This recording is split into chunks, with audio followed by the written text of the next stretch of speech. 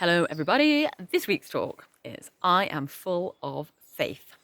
I had a coffee the other day, which is most unusual for me because coffee makes me feel very emotional, so I avoid it as much as possible. But the inner Greek came over me and I decided to order a coffee. And that night, as I was I'd gone through the emotional phase, and then I was getting ready to go to bed, and I was lying down, and I was like, oh no, I'm not going to be able to fall asleep because I had coffee in the afternoon. So my mind began to whir in expectation of not being able to sleep. Now, some describe faith as hopeful expectation of good things coming. I had faith of bad things coming, i.e., not sleeping. And I was lying there, and then suddenly I thought, oh no, actually, usually what happens is I fall asleep, and then it's about 3 a.m. I wake up and I can't go to sleep.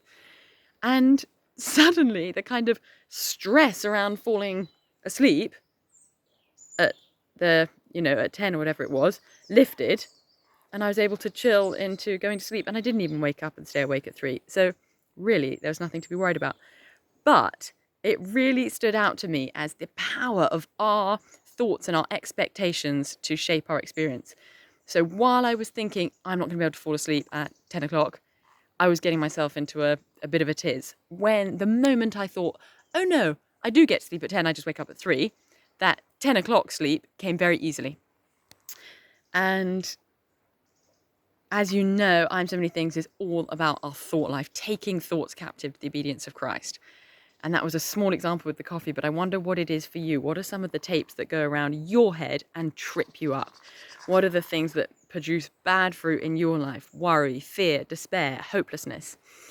Is it things, I will never be chosen. I'm never going to get married. I'm never going to get that job. Even if I apply for that job, I'll never get it. I'm always going to be poor. I will never be good enough for ... I will never be as good as that person. Fill in the blanks. I wonder what it is for you. What are these tapes that can go around your mind producing the bad fruit of worry and fear? And as I was thinking this, I was also thinking fear of a problem is often worse than the problem itself. So I was afraid of not sleeping. The reality was sleep came easy, but it was the fear of lack of sleep that was keeping me awake rather than anything else.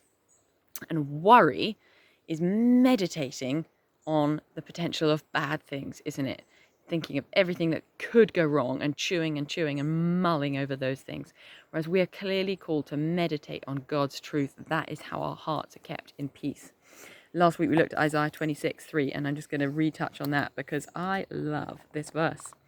You will keep in perfect peace those whose minds are steadfast because they trust in you.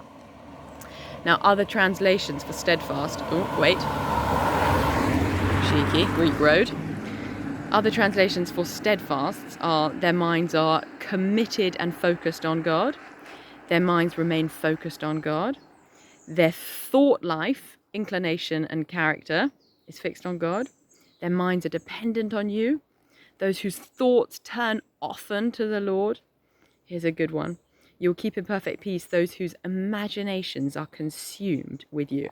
How awesome would that be for our imaginations to be consumed with God?